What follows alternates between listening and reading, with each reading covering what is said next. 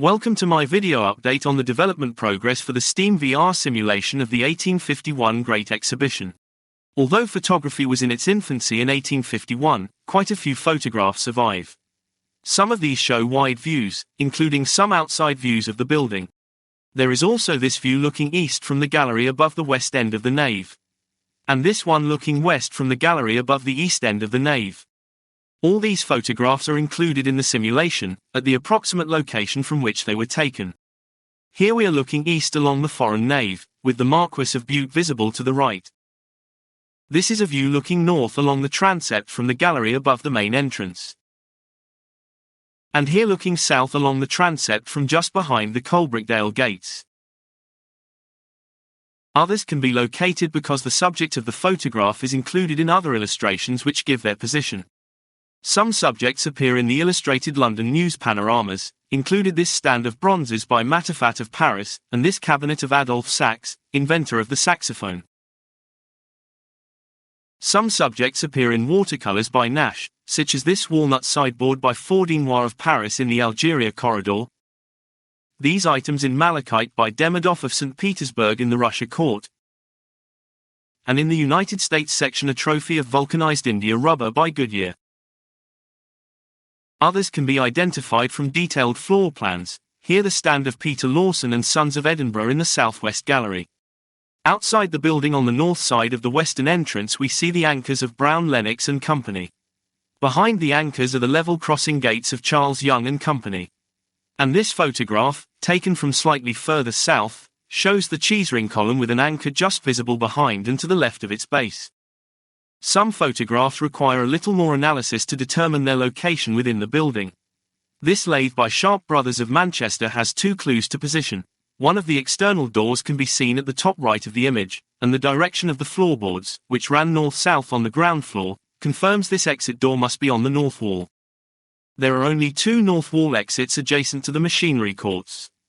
The one at position 27 can be eliminated as this is where the Illustrated London News printing press was located.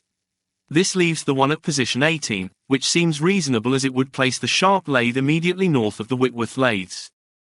This sugar refining equipment by Pontifex and Wood would have been quite hard to locate, were it not for it appearing in this engraving of the machinery at Rest Court, behind the great hydraulic press.